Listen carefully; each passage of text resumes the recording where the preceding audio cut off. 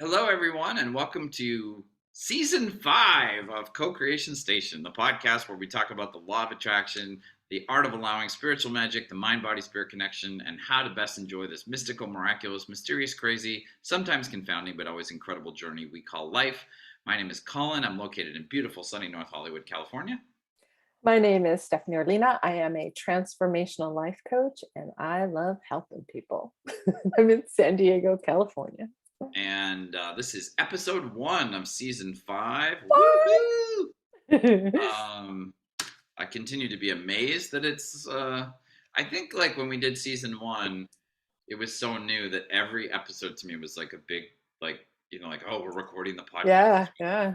And to me, it's like, are we really on season 5? Like, it feels like we're on season 3 to me. Right. Season 1. But Yeah, 5. I love the number 5. 5. Because my like fashion 5. It does feel weird. I like 2 and 3. I like with my finger, like, dude, here we go. Sorry. Anyways, so because my birth date is 9/23, so 23 added together is 5. So 5 is one of my numbers. And I know back in our first season, did we ever do numerology? Because I know you were doing a lot of the tarot card I think we readings, and wanted to have somebody come on and talk about numerology, but we never did. but you've never been into that or anything? Maybe a Oh little, yeah, but no, not okay, yeah. I'm not an expert, but I definitely am Yeah, okay, interested that's in what I it. thought. Yeah, Yeah, okay. yeah. What are we gonna talk about, Colin? Okay, so each week here on the podcast, we start our conversation from a different jumping off point. I was trying to think of a way to introduce the topic that I want to talk about this week, and just a few moments before we started recording, I realized there was a good little example when the rock band Nirvana was inducted into the Rock and Roll Hall of Fame, which was probably it was a few years ago, might be like 2017, 2018, something like that. Dave Grohl, who was the drummer for Nirvana, and then went on to become the front man, guitar player, singer, songwriter for Foo Fighters. Um, he at one point in his speech when he was being inducted, he said that he he wished that when little kids got a poster of their favorite rock star and put it on the wall in their bedroom, that they didn't look at the poster and say, I wish I could be that someday. He said, I'm probably getting the words a little off, but he said, I want people to be able to look at that poster and say, fuck yeah, I'm gonna do that someday. Oh. And I'm thinking about, because what this came out of was just me thinking about how, like, at least in the United States, which is where I've lived my entire life, um, we have this kind of worship element of celebrities, movie stars in particular, but also musicians who are, highly successful and popular. Um, and then there's other aspects of celebrity, but and I feel like, oh, my apologies. It's sort of a common thing, and I've definitely done this of like we can put somebody like a famous person that we know like up on a pedestal and compare ourselves to that and kind of want to be like them, but create this kind of belief in our, like a limiting belief, I guess, in our minds that like, oh, that person has the life that I want, or they're the person that I'd really rather be, but I will never be that. And it becomes this construct of like preventing ourselves from our own, like getting in the way of our own happiness and getting in the way Right, of us allowing in the things we really want, right, because we're sort of dwelling on these thoughts and staying in this vibration of I can never be that. right. That person is that, so I can never be that. Mhm, I think on a more personal level, it can also happen in people's lives with people they know, where mhm. there might be a family member or a teacher or someone in someone's life A where, neighbor. yeah, where we can put that person up on a pedestal and be like, oh, they're so smart. I'll never be smart like them. I Yeah. love this person because they're so smart, but I could never be as smart as them. And it becomes this kind of like self sabotaging, limiting thing that we put Yeah, I on was gonna say it's ourselves. limiting thinking, huh? And the danger of, beyond just like the art of allowing aspect of it, which is that it's a self generated thing that keeps us from getting more of what we really want into our Mhm. lives. There's also a danger to it where, you know, um, I know I've read a lot of biographies of famous rock bands and famous rock musicians, and like it's been a very common theme if you read a lot of those biographies is that they felt that way and then they became famous themselves. So they sort of Mhm. became that famous person, Mhm. but they had this deep unhappiness inside them, and they thought that becoming, achieving that level of fame or that level of celebrity or that level of wealth, or some award, winning a Grammy or an Oscar or something, they thought that that would alleviate and solve and cure the Yeah, unhappiness inside them. right, And they right. realized, oh, I just got some stuff. Yeah, yeah. It And I really is thought an this, inside I job, thought the huh? stuff would make me happy, and it doesn't. Mhm. And it's a similar thing with people in your life. If there's someone who's up to no good, and they know that you feel that way about them, they can use that to manipulate you. Right. You can become Mhm. kind of, it's a strong word, but you can become enslaved to someone because you're saying, oh, this person is really awesome and I want to be like that, but I'm not awesome. But I just am grateful that I get to hang around with them, and that they talk to me and whatever, or like that can put yourself in a position where you're vulnerable to being used or abused or Right. manipulated or a whole bunch of things. I really like what you said about, if basically if you see uh someone who you admire and want to be like Yeah, that, and then what Dave Grohl said is like you are that. Like what do they yeah, say? What you like you are, or something like yeah, that. And that's a whole different perspective of coming from that place. Because I actually had an article when Joan Kroc passed away, and that was back when we were still getting the Union Tribune newspaper, and I saved that article because her and Mr. Kroc, they were great philanthropists, especially Mrs. Kroc, and I saved that. And then there was sorry another for one. those of us who don't know who the Crocs are, just off the cuff. Oh, Mr. Kroc created McDonald's, and so when he and his wife Joan married, then everyone has different opinions about McDonald's, but there's a wonderful center, the Kroc Center in San Diego, and it's huge and it provides so much for the community. There's a pool and an ice skating ring and a theater and many different classes, and it's in a middle class neighborhood or lower to middle class, and it's been there for decades. And I remember when they put it in, I just was like, wow. And I still go there. I watch hockey, ice hockey, but it's just a wonderful, so they've given back quite a bit. But I admired her philanthropy. And there was a Forbes magazine that came out with the biggest philanthropists in the world, and Oprah's on there, as well as oh, I'm blanking on the name.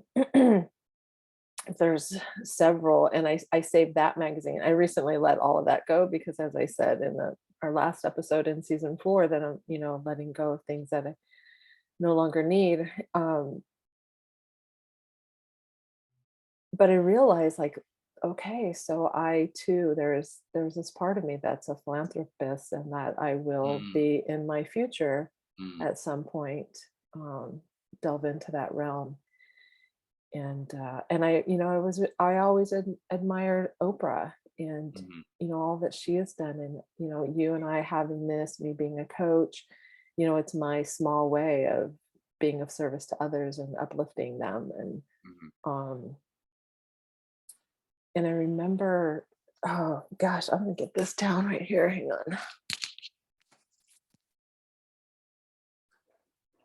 Dramatic pause for our listeners while Stephanie reaches for something that was behind her. So speaking of 3x5 cards index, I had mentioned that I had come across a whole bunch of them, and I always thought that I got into like the law of attraction and everything back in 2006, but it really wasn't. It was probably in 2003 or so when I got introduced to Anthony Robbins.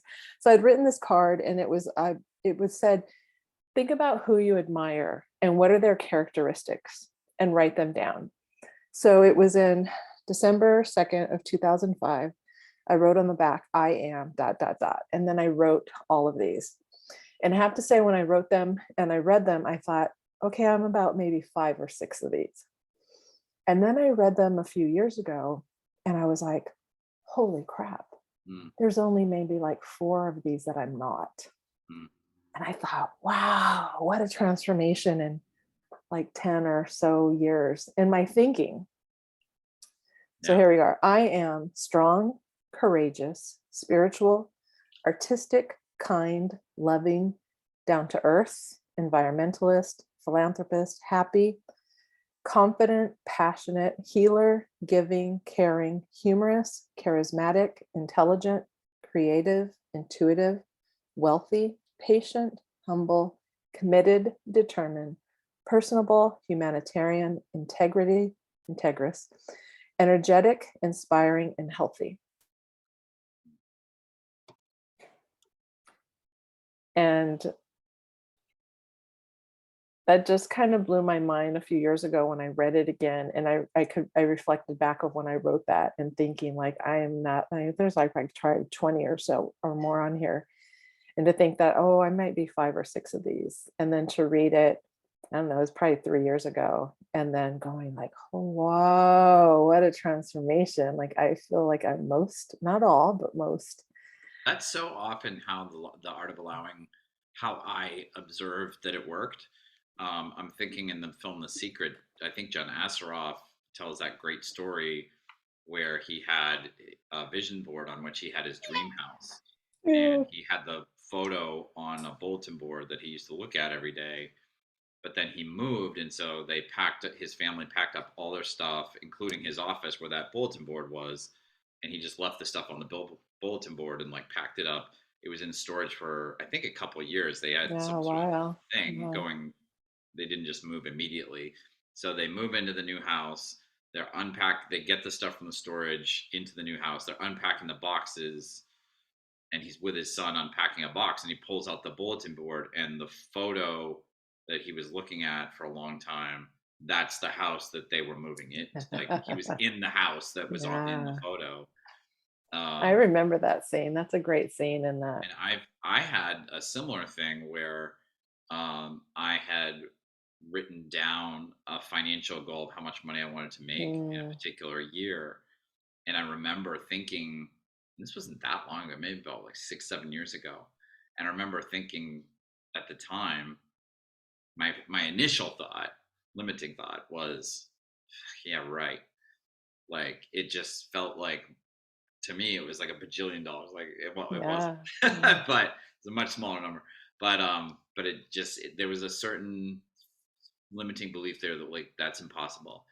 And then I came across, it was a very John Asseroff moment where like several years later, I found a little piece of paper on which I had written the amount that I wanted. And not only had I already made that amount in a year, I'd done it like two or 3 years in a row at that point. Oh, wow.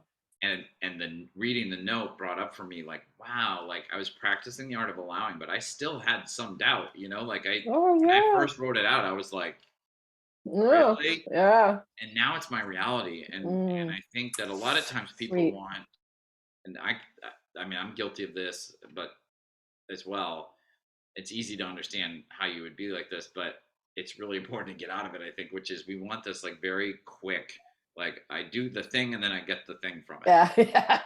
Like show me how, like I just think of like, there was a time in my life where I was on a lot of business trips and I couldn't sleep very well in the hotels at night. So I'd be watching TV late at night, cable TV, and they have these like get rich quick schemes they advertise, and I just feel like these are so obviously bogus. Like, how does anybody, get convinced to spend $100 to buy this book or whatever that Yeah. promises Yeah. you'll make millions. Yeah. And I'm like, oh, because people want it fast. Mm-hmm. People want it immediately. Gary Vee, who I follow, who's a marketing, he's sort of a marketing guru, I guess, but he talks a lot about just personal development, self-esteem, and stuff like that. Um, and he like he does a thing a lot of times where he'll have somebody video him talking to somebody asking him for advice, Right. and like so often they ask the question like, why aren't things going well or whatever, and his response so often is because you want it too fast, or Mm, because you wanted it too fast. mm, He will point out like so many people make gigantic and kind of obvious financial mistakes that damage themselves financially for a long period of time because they just wanted a lot of money right away mm. under their terms, like Yeah. I need this money now. Mhm. And so I'm going to do this crazy thing. And then, it doesn't work out and ends up harming them financially. And I Right. think that's so much like he talks a lot about patience, Mm, you know? And I think that's the thing is like to bring it back around to what I started talking about.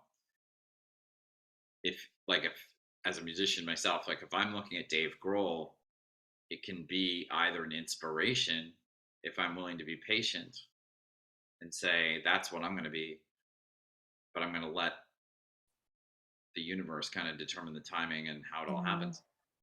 Or I can look at him and say, well, I'm not that now, and I can't be Dave Grohl tomorrow. So this whole thing is just screw it, Yeah. Yeah. like why bother? Or I'm just going to be negative about it. Yeah. And yeah, but I think it's a really easy thing to do to like convince ourselves that what we want isn't possible. It's like our brains almost are very clever at finding ways of convincing us that you can't have that much money or you could never have a house that much. Yeah. I've talked to you, like one thing that just drives me batty right now is how even people who supposedly believe in abundance and all this stuff are talking about how overly expensive the Southern California housing market is. And I understand that there are facts, like Yeah. Abraham always says, there are things that are true, Yeah. Yeah. So, but and this like, just depends on what you want to focus on. Do you want that to be true? It's only true because someone said it's true, or like that's the thing. But someone focused on it enough that it became true. yeah, but if you walk around and you think, or to make it about me, like if I wanted a bigger apartment in Los Angeles and I just walk around all day and I think there's no way I can ever afford a larger apartment in Los Angeles, I am absolutely going to manifest not Yeah. getting the apartment. Yeah. You know what I Yeah. mean? But Yeah. meanwhile, here are some facts. And I mean, I just know this is true. Many, many people today are getting a new home in Los Angeles. Like there are people that are Yeah. signing the deal on their house, Yeah. signing the deal on their new apartment Mhm. in Los Angeles. So it's like, it's not a question of, is it actually impossible for everyone? It's what's different about that person versus me. And Yeah. the illusion is that it's something they have. I think Right. that's what Dave Grohl's talking about. It's like, it's easy to look at the poster of the rock star on the wall and go, oh, well, they have some talent that I could never have. Or they had some connection that I could never have, or they got a series of lucky breaks that I could never get, or whatever. And you're using that image of that person to create this story in your head. But you could totally just change the story and go, well, Dave Grohl did it, and he's just a dude that grew up in the DC area Yeah. and liked punk rock. So if he can do it, I can do it. And that's in your own mind. That's Mhm. not this, it's not being caused by these Yeah. external things. It's all inner. It's so inner. There's Yeah. just so much of what we experience is an inside job. It's just Yeah. all with our thoughts, with my thoughts, my thinking, what I expect, Yeah. what I don't expect, what I believe. And then even sometimes, and I hear like, oh, we have to believe it to see it. And that's not really true because there's a lot of things that have happened that I've wanted that I didn't actually believe would Yeah. happen, but I got out of the freaking way and Yeah. then I allowed it in. I That's just what stopped thinking about it and then I don't know if I heard this somewhere or if I kind of took different things people said and put it together in a way that made sense for me. But I just always think of like, all I have to do is crack the door in my mind. I don't That's have to so good. be in total 100% belief that I'm Yeah. absolutely going to get this. Yeah. I can just crack the door and go, maybe it's possible. You know, you have the thing about like, I wonder what would happen if, you know, Oh, like, wouldn't it be nice if, wouldn't it be or what nice? if? Isn't it going to be Da, da, great when? da. Yeah. Yeah. Yeah. Yeah. And you don't have to buy it 100%, but you do. Like, I feel like if I can just crack the door, you know, because when I found that note about, you know, I'm going to make That is so $100, great. like you say, like a lot of me, it felt like at the time, a lot of me did not believe that that was possible. And they And it don't, still like, I happened. don't. I'll write down goals or dreams or desires, and Yeah. there's parts of me that is like, how, when, why? It hasn't happened yet. Blah blah blah blah, blah, whatever. And I will say that the more I say it, or the more I write about it, or the more that I look at it, my doubt and disbelief and resistance seem to soften, like you said, that crack. Yeah. My resistance just crack. There's like a little bit of a crack. I always like to say it softens, and then it just kind of melts away. And before I know it, I'm believing it. I have a little more belief than doubt. Yeah. You know, but the thing about doubt too, that's a great point. And hopefully I can explain this in a way that's not overly, you know, that makes sense. But because I'm thinking about in the film The Secret, when they have that sequence, we've talked about this many times on the podcast here, but like that sequence of the woman waking up in the morning, Mm-hmm.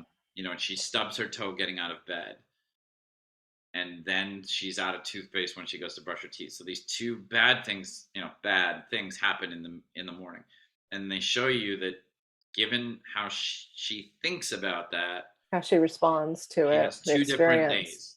Hmm. If she has thoughts like, oh, well, that's just my luck, and it's going to be one of those days, I guess, then she has a day where just a series of those things happen. If she just like doesn't spend that much energy on it, you know, she walks out her front door, somebody hands her flowers for free, Yeah, you know, it's a yeah, sunny yeah, day and she has a yeah. good day at work and all this other stuff. So it's really like that. But the thing is like doubt also proves the law of attraction. Yeah. You know what I mean? So yeah, of Like, course, yeah. because people are like, I've never heard anyone say it like that. I love that. it Doubt. does, because you can say, Uh, well, I can't have this and I can't have that and I can't have this, and the facts, the evidence that I'm presenting is I don't have it, right? And that's yeah, true. The facts are yeah, true. yeah, But the thing yeah. is like you absolutely, and I think this is really prevalent in our culture. I still find myself saying this. Like when something goes wrong, like when I hit a traffic jam in LA and I'm Yeah, late yeah, to yeah. something, and the person says, "Oh, hey, how are you?" And I'm like, "Oh, I'm great. Thank you so much for waiting. I'm so sorry I'm late." Of course, I ran into traffic on Yeah. the way here. And it's like, Oh. what's really going on there is I totally believed that when I got in the car, I could be horribly delayed by LA traffic. Mm, And then that happened. yeah, yeah. So, I mean, I allowed that right in. Yeah. Do you ever notice? So yesterday I had this amazing conversation with this woman that when I met her, I really liked her, and we had a conversation once before on the phone. And then I wanted to know more about the specific, she delves into real estate. And so I was asking her journey, because she invests in real estate. Had this amazing conversation. So I was really excited about possibilities. And she, after telling her my story, she goes, "Well, you've already been a landlord twice in your life." And it was like, oh my God, got in touch with that. I was like, wow. So I was just kind of excited about, some possibilities in my future. I'm feeling really great. And then I decided to go see a movie, and I walk into Chipotle to grab a bite to eat before, and it's in UTC and area. And I walk in, and the line, I've never seen this many people in line at Chipotle. There were like probably 20 people in front of me. And I literally have a half hour before the movie's going to start.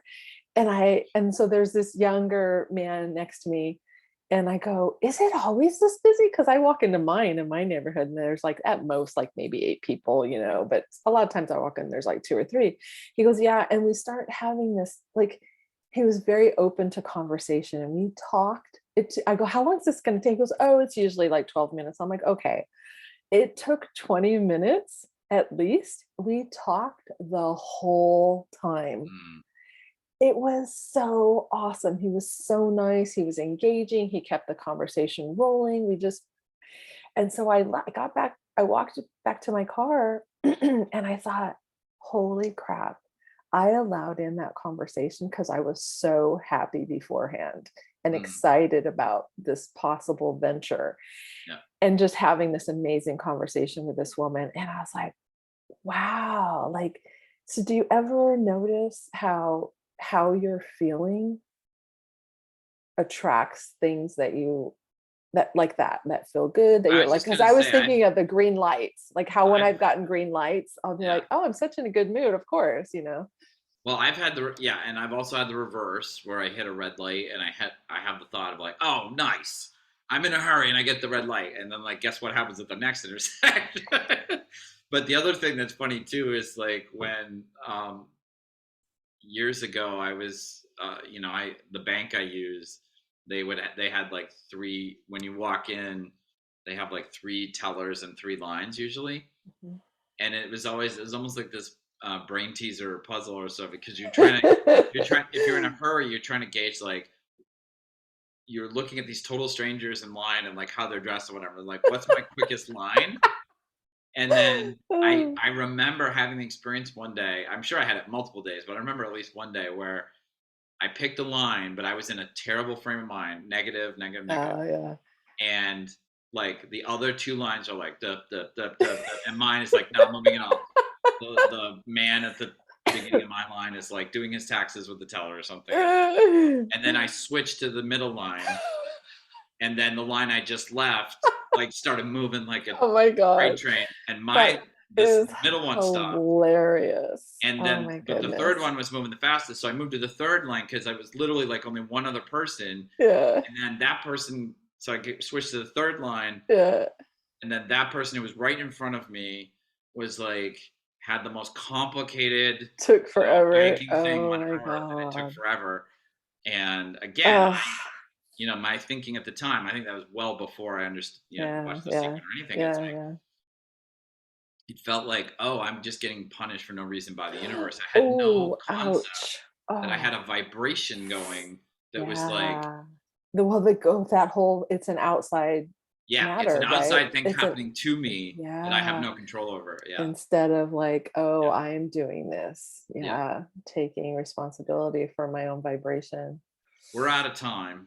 Okay. But this is a really great discussion. I'm glad we talked. But thank you for indulging me on Thanks this for topic. bringing it up. Awesome. You're very welcome.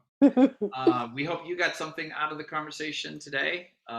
Thank you so much for watching and listening to episode 1 of season 5. We're super Woo! excited about all the cool things we'll be talking about this season. At this time, we are still posting a brand new episode every Monday morning for you. We truly appreciate you doing whatever your platform allows you to do for us to support us, like us, follow us, subscribing to us, leaving us a comment, and writing us a review. All our social media links and our email address are in the doodly doo on the YouTube video on YouTube down below. We wish you a happy and abundant. Oh, and happy holidays. We're sorry. We record these episodes ahead of time, so we are not always in sync with what's actually going on. But belated happy Hanukkah to those of you who celebrated it. We hope those of you who celebrated Christmas had a Merry Christmas yesterday. And we wish everybody a very happy New Kwanzaa. Year. Yes, and happy Happy Kwanzaa coming Kwanzaa. up to those who Yes. celebrate Kwanzaa.